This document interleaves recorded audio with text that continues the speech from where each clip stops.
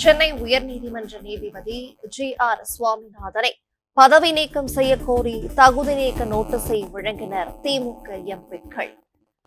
நாடாளுமன்ற மக்களவை சபாநாயகர் ஓம் பிர்லாவிடம் தகுதி நீக்க நோட்டீஸை திமுக எம்பிக்கள் வழங்கினர்.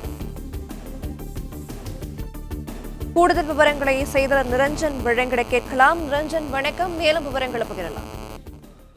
நேற்றிலிருந்தே திமுக நாடாளுமன்ற உறுப்பினர்கள் இந்தியா கூட்டணியில் இருக்கக்கூடிய நாடாளுமன்ற உறுப்பினர்களிடம் GR சுவாமிநாதன், சென்னை உயர்நீதிமன்ற நீதிபதி GR சுவாமிநாதனை தகுதி நீக்கம் செய்வதற்கான இம்பீச்மெண்ட் மோஷன் என்று அழைப்பார்கள், அந்த தகுதி நீக்க நோட்டீஸை சபாநாயகரிடம் வழங்குவதற்கான கையொப்பத்தை வாங்கி வந்தார்கள்.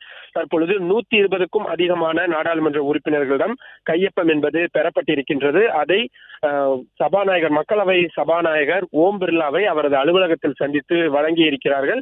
இந்த கடிதம் வழங்கப்பட்ட பொழுது திமுக நாடாளுமன்ற குழு தலைவர் கனிமொழி அவர்கள் உடனிருக்கிறார்.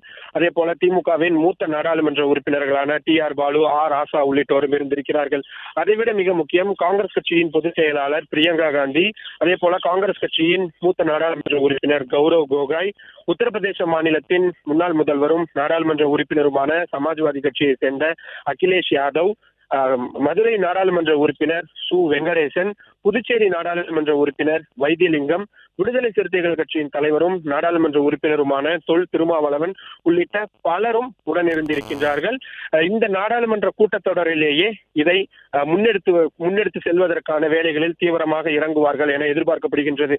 ஆனால் இந்த மாதிரியான இம்பீச்மெண்ட் மோஷன்களை பொறுத்தவரை அதை ஏற்பதா அல்லது நிராகரிப்பதா என்பது முழுக்க சபாநாயகருடைய, மக்களவை சபாநாயகருடைய அதிகாரத்திற்கு உட்பட்டது. அந்த அதிகாரத்தில் யாரும் தலையிட முடியாது. இன்னும் சொல்ல போனால் நீதிமன்றம் கூட அதில் தலையிட முடியாது. அது அவருக்கு இருக்கக்கூடிய சிறப்பு அதிகாரமாக இருக்கிறது. ஏனென்றால் அவையை நடத்தக்கூடிய தலைவர் என்ற முறையில் அவை என்னென்ன மாதிரியான அலுவல்களை மேற்கொள்ள வேண்டும் என்ற முக்கியமான முடிவுகளை சபாநாயகர் அவர்கள் தான் எடுப்பார். அந்த வகையில் இதை அவர் நிராகரிப்பதற்கான வாய்ப்பு இருக்கிறது. ஆனால் சில தினங்களுக்கு முன்பாக இந்த பிரச்சனை நாடாளுமன்றத்தில் எழுப்பப்பட்ட போதே மத்திய இணையமைச்சரான எல் முருகன் அவர்களிடம் நாம் தனிப்பட்ட முறையிலேயே இதை கேட்டிருந்தோம், கேள்வியாகவும் எழுப்பியிருந்தோம். அதில் அவரிடம் இம்பீச்மெண்ட் மோஷன் கொண்டு வருவதற்கு திமுகவினர் முயற்சி செய்து கொண்டிருக்கிறார்கள், நீங்கள் எப்படி பார்க்கிறீர்கள் என்று கேட்டபொழுது, நாடாளுமன்றத்தில் எங்களுடைய தேசிய ஜனநாயக கூட்டணியுடைய பலம் என்ன என்று எங்களுக்கு தெரியும், இந்தியா கூட்டணியோட பலம் என்ன என்று அவர்களுக்கு தெரியும். அவர்கள் நிச்சயமாக இதை கொண்டு வர மாட்டார்கள். கொண்டு வந்தாலும் அது தோல்வியில் தான் முடியும்.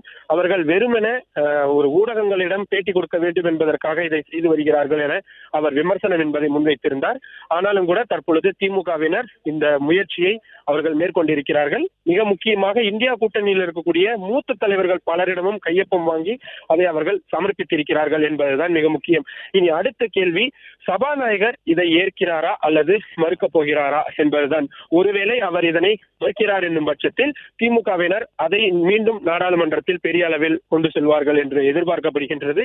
கடந்த காலங்களில் நீதிபதிகள் மீது இப்படியான இம்பீச்மெண்ட் மோஷன் என்பது வெகு சில முறைதான் கொண்டு வரப்பட்டிருக்கிறது. டெல்லி உயர் நீதிமன்ற நீதிபதி லஞ்சம் வாங்கிய புகாரில் அவரை இம்பீச்மெண்ட் செய்ய வேண்டும் என்ற விவாதங்கள் எல்லாம் நாடாளுமன்றத்தில் நடந்தது. ஆனால் ஒரு தீர்ப்பு வழங்கினார் என்ற காரணத்திற்காக இப்படியான இம்பீச்மெண்ட் மோஷன் என்பது கொண்டு வருவது எனக்கு தெரிந்து இதுதான் முதல் தடவையாக இருக்கும் என்று நாம் அனுமானிக்கிறோம். அந்த வகையில் இது வெறும் நீதித்துறை சார்ந்த விஷயமாக மட்டுமில்லாமல் நாடாளுமன்றத்தில் அரசியல் சார்ந்த மிக பூதாகரமான ஒரு விஷயமாகவும் மாறி இருக்கிறது. இம்பீச்மெண்ட் மோஷன் என்பது கொண்டு வரப்பட்டிருக்கக்கூடிய சூழலில் இது நேரடியாக நீதித்துறை வர்சஸ் திமுக என்பதாக மாறி இருக்கிறதோ என்ற ஒரு கேள்வியும் மிக முக்கியமாக எழுகிறது. பிளே ஸ்டோர் மற்றும் ஆப் ஸ்டோரில் இருந்து பாலிமர் செயலியை QR கோடு மூலம் பதிவிறக்கம் செய்யுங்கள். செய்திகளை உடனுக்குடன் பெறுங்கள்.